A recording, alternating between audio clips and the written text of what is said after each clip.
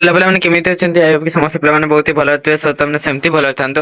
ତ ପିଲାମାନେ ଆଜିର ଭିଡ଼ିଓରେ ସବୁ ଭାବରେ ପ୍ଲସ୍ ଥ୍ରୀର ତୁମର ଯେକୌଣସି ଷ୍ଟ୍ରିମ୍ ହଉ ଏବଂ ଯେକୌଣସି ଅନର୍ସ ହଉ, ତୁମର ଓଡ଼ିଆ ଅନର୍ସ ହଉ, ପଲିଟିକାଲ ଅନର୍ସ ହଉ କି ସାଇନ୍ସ ପିଲା କମର୍ସ ପିଲା ସବୁ ପିଲା ଦେଖିପାରିବ। କାହିଁକିନା ପିଲାମାନେ ଆଜିର ଭିଡ଼ିଓ ମାଧ୍ୟମରେ ତୁମର ଇଥିକ୍ସ ଆଣ୍ଡ ଭ୍ୟାଲୁର ଯେତେ ସବୁ ସିଲେକ୍ଟେଡ୍ 1 ମାର୍କର କ୍ୱେଶ୍ଚନ୍ ଗୁଡ଼ାକ ଆମେ ଆଲୋଚନା କରିବା ସମ୍ପୂର୍ଣ୍ଣ ଭାବରେ। ଏଟା ହେଲା ତୁମର ବହୁତ ଶୀଘ୍ର କିଛି ପିଲାଙ୍କର କମର୍ସ ଲେଖୁଛନ୍ତି ଏକ୍ଜାମ ହେବାକୁ ଯାଉଛି, ତାଙ୍କ ପାଇଁ ଆଜିର ଭିଡ଼ିଓଟି ବହୁତ ହି ଗୁରୁତ୍ୱପୂର୍ଣ୍ଣ। ତ ଚାଲନ୍ତୁ ଅଧିକ ଡେରି ନ କରି ଭିଡ଼ିଓଟି ଡାଇରେକ୍ଟ ଆରମ୍ଭ କରିଦେବା।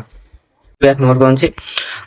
ଦୁର୍ବଳ ଗୋଷ୍ଠୀ କହିଲେ କଣ ବୁଝ? ଖାଲି ଓଡ଼ିଆ ରେମାଞ୍ଚନ କରିଦେଉଛି ହେଲା। ଇଂଲିଶ ଯେଉଁମାନେ ବି ଲେଖିବ ତାଙ୍କର ଅଲଗା ଅଛି।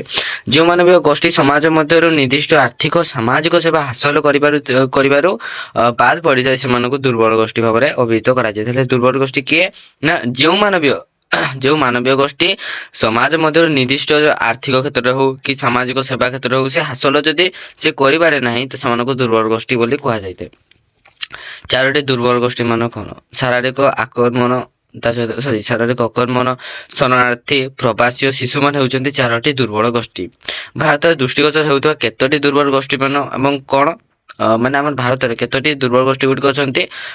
ସାଧାରଣତଃ ଅନେକ ସାରା ଦୁର୍ବଳ ଗୋଷ୍ଠୀ ଅଛନ୍ତି, ଯେମିତିକି ମହିଳା ହଉ, ଆଦିବାସୀ, ହରିଜନ। ହରିଜନ କଣ?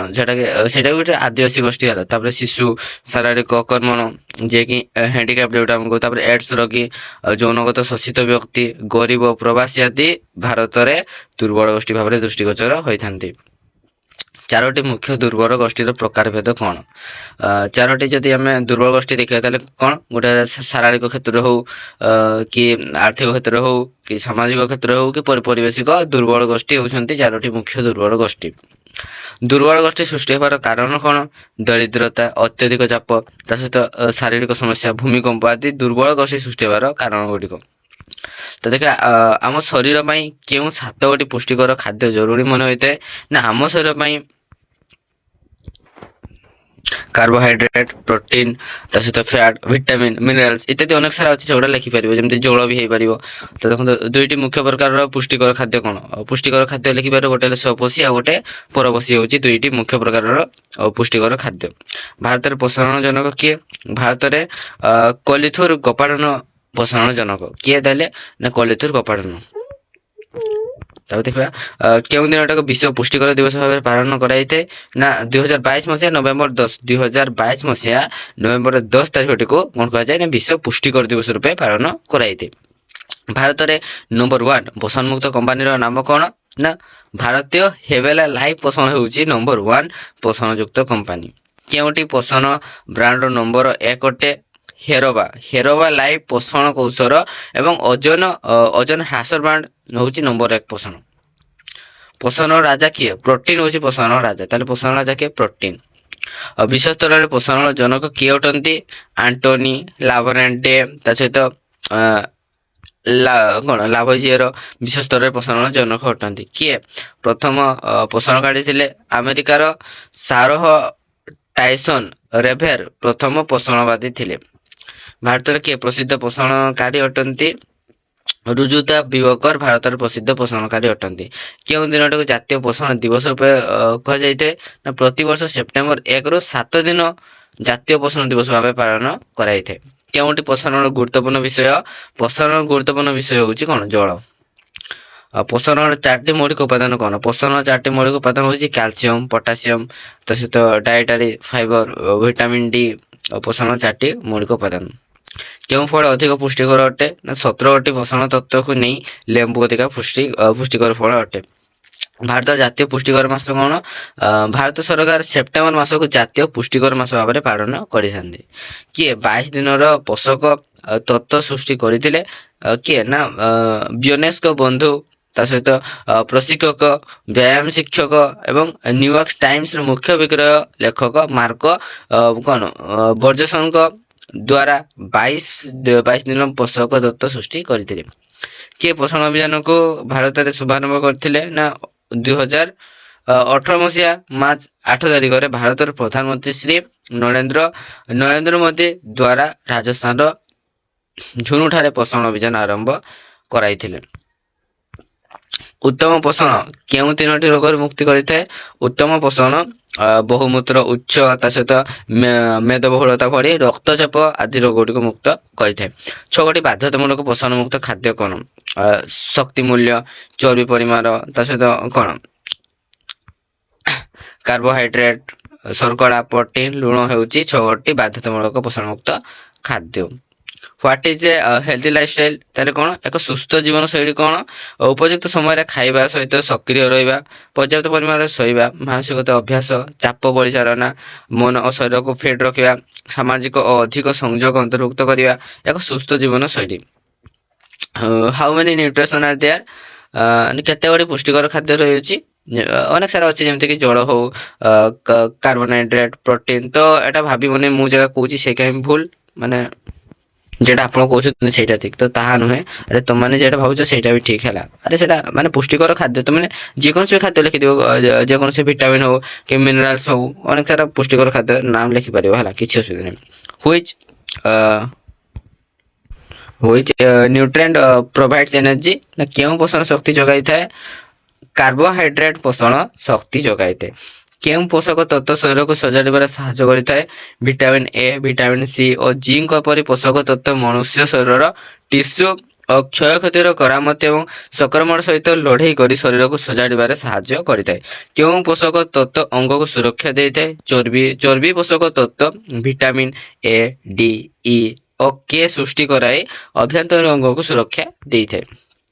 କେଉଁ ପୋଷକଯୁକ୍ତ ଖାଦ୍ୟ ଶରୀରର ପୁନରୁଦ୍ଧାର ପାଇଁ ଗୁରୁତ୍ୱପୂର୍ଣ୍ଣ ଅଟେ? ଏକ ସନ୍ତୁଳିତ ପୋଷଣଯୁକ୍ତ ଖାଦ୍ୟ, ଭିଟାମିନ, ମିନେରାଲ୍ସ, ତା ସହିତ ପ୍ରୋଟିନ, ଚର୍ବି, ଫ୍ୟାଟ, ଏସିଡ, ତା ସହିତ କ'ଣ କାର୍ବୋହାଇଡ୍ରେଟ ଓ ଜଳ ଶରୀରର ପୁନରୁଦ୍ଧାର ପାଇଁ ଗୁରୁତ୍ୱପୂର୍ଣ୍ଣ ଅଟେ।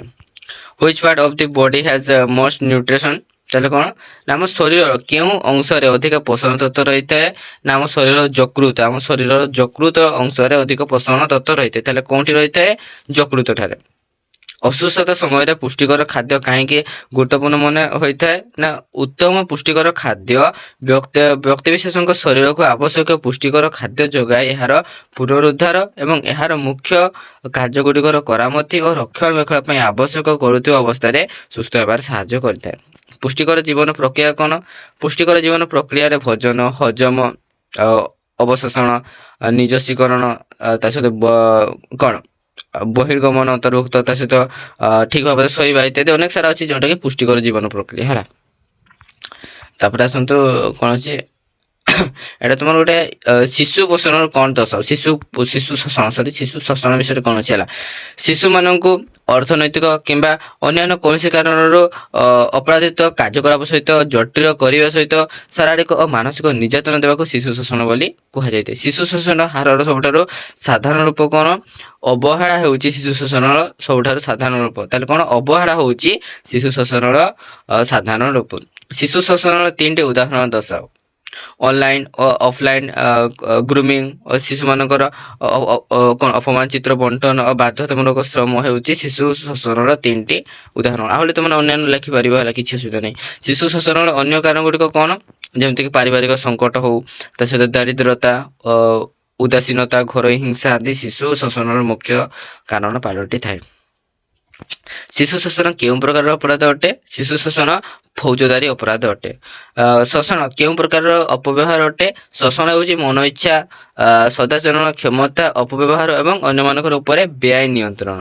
ଶୋଷଣର 2ଟି ମୁଖ୍ୟ ପ୍ରକାର ଲେଖ। ଯୌନଗତ ଶୋଷଣ, ଶିଶୁ ଶ୍ରମିକ ଶୋଷଣ ହେଉଛି 2ଟି ମୁଖ୍ୟ ଶୋଷଣ। ତାପରେ ଦେଖିବା ଶୋଷଣର ଅଧିକାର କ'ଣ? ଶୋଷଣ ଅଧିକାର ଅର୍ଥ ଉତ୍ପାଦନ, ତା ସହିତ ବିତରଣ, ବଜାୟ, ବିକ୍ରୟ, ଲାଇସେନ୍ସ, ସର୍ଭିଲେନ୍ସ ବ୍ୟବହାର କିମ୍ବା ଅନ୍ୟଥା ଶୋଷଣକୁ ବିରୋଧ କରିବାକୁ ବୁଝାଇଥାଏ। କେଉଁ ବୟସ ଶିଶୁ ଶୋଷଣ ପାଇଁ ଅଧିକ ବିପଦପୂର୍ଣ୍ଣ ଅଟେ? ନା 12ରୁ 15 ବର୍ଷ ବୟସ ଶିଶୁ ଶୋଷଣ ପାଇଁ ଅଧିକ ବିପଦପୂର୍ଣ୍ଣ ଅଟେ। 4ଟି ମୁଖ୍ୟ ଅପବ୍ୟବହାର କ'ଣ? ଶିଶୁ ନିର୍ଯାତନା, ତା ସହିତ ଶାରୀରିକ ନିର୍ଯାତନା। ତ ଭାବନି ଏଇଠି ଯାହା ଅଛି ସେଇଟା ଠିକ, ତମେ ଯେଟା ଭାବୁଛ ସେଇଟା ଭୁଲ, ସେଇଟା କିଛି ନାହିଁ, ତମେ ଅଲଗା ବି ଲେଖିପାରିବ। ଯୌନଗତ ଶୋଷଣ ଓ ଅବହେଳା ହେଉଛି 4ଟି ମୁଖ୍ୟ ଅପବ୍ୟବହାର। ଶୋଷଣର କେତୋଟି ଉଦାହରଣ ଦିଅ? ଯୌନଗତ ଶୋଷଣ, ଶ୍ରମିକ ଶୋଷଣ, ଶିଶୁ ଶୋଷଣ, ଘରୋଇ ଶୋଷଣ, ବାଧ୍ୟତାମୂଳକ ବିବାହ ଆଦି ଶୋଷଣର କେତୋଟି ଉଦାହରଣ ଅଟନ୍ତି। କେଉଁ ଦେଶ ଗୁଡ଼ିକରେ ଅଧିକ ଶିଶୁ ଶୋଷିତ ହେବା ଦେଖାଯାଇଥାଏ? ସୋମାଲିଆ ହେଇଯାଉ କି ଉତ୍ତର କୋରିଆ, ଗୁଏନା, ଭେନେଜୁଏଲା, ସିରିଆ ଆଦି ଦେଶ ଗୁଡ଼ିକରେ ଅଧିକ ଶିଶୁ ଶୋଷିତ ହେବା ଦେଖାଯାଇଥାଏ। ଆନ୍ତର୍ଜାତିକ ଶ୍ରମ ସଂଗଠନ ଅନୁସାରେ ଶତକଡ଼ା କେତେ ଭାଗ ଶିଶୁ କୃଷି କ୍ଷେତ୍ରରେ କାର୍ଯ୍ୟ କରିଥାଏ? ନା ଆନ୍ତର୍ଜାତିକ ଶ୍ରମ ସଂଗଠନ ଅନୁସାରେ ଶତକଡ଼ା 70% ଶିଶୁ କୃଷି କ୍ଷେତ୍ରରେ କାର୍ଯ୍ୟ କରିଥାନ୍ତି। ଶିଶୁ ଶ୍ରମର 3ଟି ପ୍ରଭାବ କଣ? ଶିଶୁ ଶ୍ରମର ବ୍ୟବସ୍ଥା ଯୋଗୁଁ କିଶୋରୀ ଅବସ୍ଥାରେ ଗର୍ଭଧାରଣ, ତା ସହିତ ନିଶା ସେବନ ଓ ସଶସ୍ତ୍ର ସଂଘର୍ଷରେ ଜଡ଼ିତ ରହିବା ଭଳି ପ୍ରଭାବ ପଡ଼ିଥାଏ। ତା ଦେଖନ୍ତୁ how to chilled labour harmful ବା ଶିଶୁ ଶ୍ରମ କିପରି କ୍ଷତିକାରକ ଅଟେ। ଶିଶୁ ଶ୍ରମ ଯୋଗୁଁ ଖରାପ ଅଭିବୃଦ୍ଧି, ତା ସହିତ ପୃଷ୍ଟିହୀନତା, ସଂକ୍ରାମକ ରୋଗ, ତା ସହିତ ଆଚରଣଗତ ଓ ଭାବ ପ୍ରବଣତାରେ ଅନିର୍ଦ୍ଦିଷ୍ଟତା ସୃଷ୍ଟି ହେଉଥିବା ଯୋଗୁଁ ଏହା ଅତ୍ୟନ୍ତ କ୍ଷତିକାରକ ଅଟେ। ତ ଦେଖ ଶିଶୁ ଶ୍ରମିକ ପ୍ରଥମେ କେଉଁ ରାଷ୍ଟ୍ରରେ ଆରମ୍ଭ ହୋଇଥିଲା? ଶିଶୁ ଶ୍ରମିକ ବ୍ୟବସ୍ଥା ପ୍ରଥମେ ଇଂଲଣ୍ଡ ରାଷ୍ଟ୍ରରେ ଆରମ୍ଭ ହୋଇଥିଲା। କିଏ ଶିଶୁ ଶ୍ରମ ବ୍ୟବସ୍ଥାର ପ୍ରତିଷ୍ଠାତା ହେଉଛନ୍ତି? ନା ଏଡଗାର ଗାର୍ନର ମଫଙ୍କୁ ଶିଶୁ ଶ୍ରମ ବ୍ୟବସ୍ଥାର ପ୍ରତିଷ୍ଠାତା ବୋଲି କୁହାଯାଇଥାଏ। 5 ପ୍ରକାରର ଚାଲାଣ କଣ?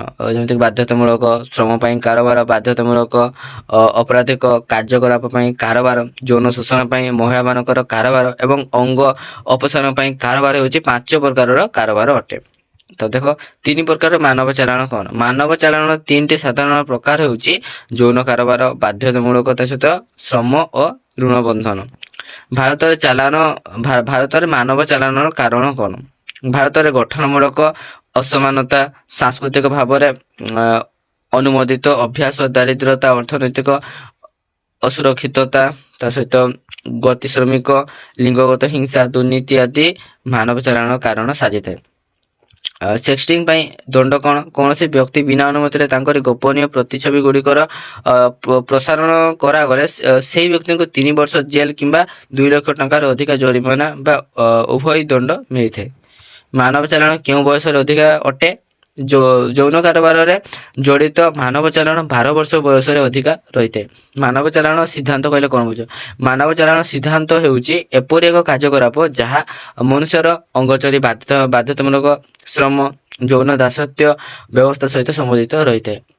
2011 ମସିହାରେ ଭାରତର କେଉଁ ରାଜ୍ୟରେ ଅଧିକ ମାନବ ଚାଲାଣ ଦେଖାଯାଇଥାଏ? 2011 ମସିହାରେ ମହାରାଷ୍ଟ୍ରରେ ଅଧିକା ମାନବ ଚାଲାଣ ଦେଖାଯାଇଥାଏ। ଭାରତରେ ମାନବ ଚାଲାଣର ସବୁଠାରୁ ସାଧାରଣ ରୂପ କଣ? ଭାରତରେ ମାନବ ଚାଲାଣର ସବୁଠାରୁ ସାଧାରଣ ରୂପ ହେଉଛି ମାନବ ଶୋଷଣ। କେବେ ଇଂଲଣ୍ଡରେ ଶିଶୁ ଶ୍ରମ ବନ୍ଦ ହୋଇଥିଲା? ନା 1833ରେ ଇଂଲଣ୍ଡରେ ଶିଶୁ ଶ୍ରମ ବନ୍ଦ ହୋଇଥିଲା। କେତେରେ? 1833ରେ। ଭାରତର କେଉଁ କମିଟି ଶିଶୁ ଶ୍ରମ ସମସ୍ୟା ସମ୍ବନ୍ଧରେ ସରକାରଙ୍କୁ ରିପୋର୍ଟ ପ୍ରଦାନ କରିଥାଏ? ନା ଦେଖନ୍ତୁ ଗୁରୁପାଦ ସ୍ୱାମୀ କମିଟି ଭାରତରେ ଶିଶୁ ଶ୍ରମ ସମସ୍ୟା ସମ୍ବନ୍ଧରେ ସରକାରଙ୍କୁ ରିପୋର୍ଟ ପ୍ରଦାନ କରିଥାଏ। ଭାରତରେ ପ୍ରଥମେ କେଉଁ ମସିହାରେ ଶିଶୁ ଶ୍ରମର ଆଇନ ଗୃହୀତ ହୋଇଥିଲା? ନା କେତେ? ନା 1986 ମସିହା ଡିସେମ୍ବର 23 ତାରିଖ। 1986 ମସିହା ଡିସେମ୍ବର 23 ତାରିଖରେ ଭାରତର ପ୍ରଥମ ଥର ପାଇଁ ଶିଶୁ ଶ୍ରମ ଆଇନ ଗୃହୀତ ହୋଇଥିଲା। What is child labour age in India? ମାନେ ଆମର ଶ୍ରମିକ ଶିଶୁ ଶ୍ରମର ବୟସ କେତେ? ନା ମାନେ କେତେ ବର୍ଷ ବୟସରେ ଜଣେ ଶ୍ରମିକ କାର୍ଯ୍ୟ କରିପାରିବେ? ମାନେ ଯେଉଁ ଆମେ କହୁଛୁ ନା ଭାରତରେ ଶିଶୁ ଶ୍ରମିକ ବୟସ ମାନେ ଛୋଟ ପିଲାମାନେ ଯେଉଁ କାମ କରୁଛନ୍ତି ତାଙ୍କର ବୟସ କେତେ ଥାଏ? ନା ଭାରତରେ 14 ବର୍ଷ ବୟସ ଠାରୁ କମ୍ ବୟସର ପିଲାମାନେ କୌଣସି ଖଣି କାରଖାନା ବା ବିପଦଜନକ ଚାକିରିରେ ନିୟୋଜିତ କରିପାରନ୍ତି ନାହିଁ। ଭାରତରେ ଶିଶୁ ଶ୍ରମିକ କେଉଁଠାରେ ଅଧିକା ଦେଖାଯାଇଥାଏ? ଭାରତର ବିହାର, ଉତ୍ତରପ୍ରଦେଶ, ରାଜସ୍ଥାନ, ମଧ୍ୟପ୍ରଦେଶ ଓ ମହାରାଷ୍ଟ୍ର ରାଜ୍ୟମାନଙ୍କରେ ଶିଶୁ ଶ୍ରମିକ ଅଧିକ ସଂଖ୍ୟାରେ ଦେଖାଯାଇଥାନ୍ତି। ଶିଶୁ ଶ୍ରମର ମୁଖ୍ୟ ରୂପ ଗୁଡ଼ିକ କଣ? ଦାସତ୍ୱ, ଶିଶୁ ଚାଲାଣ, ଦାଦନ ବ୍ୟବସ୍ଥା, ବାଧ୍ୟତାମୂଳକ ଶ୍ରମ, ସଶସ୍ତ୍ର ସଂଘର୍ଷଣ ଶିଶୁ, ତା ସହିତ ବେଆଇନ ତଥା ବିପଦଜନକ କାର୍ଯ୍ୟକଳାପ ଶିଶୁ ଶ୍ରମର ମୁଖ୍ୟ ଖରାପ ରୂପ ଅଟେ। ଭାରତରେ ଶିଶୁ ଶ୍ରମର ଦଣ୍ଡ କଣ? ନା ଯଦି କୌଣସି ନିଯୁକ୍ତିଦାତା ଶିଶୁମାନଙ୍କୁ କାର୍ଯ୍ୟରେ ନିୟୋଜିତ କରେ ତାହେଲେ ଧାରା 3 ଅନୁସାରେ ସେ 3 ମାସରୁ 1 ବର୍ଷ ପର୍ଯ୍ୟନ୍ତ ସେ କିମ୍ବା ସେ ଜେଲ ଯିବ କିମ୍ବା ସେ 10,000 ଟଙ୍କା ଜରିମାନା ଦେବ। ଯିଏ କଣ କରିବ?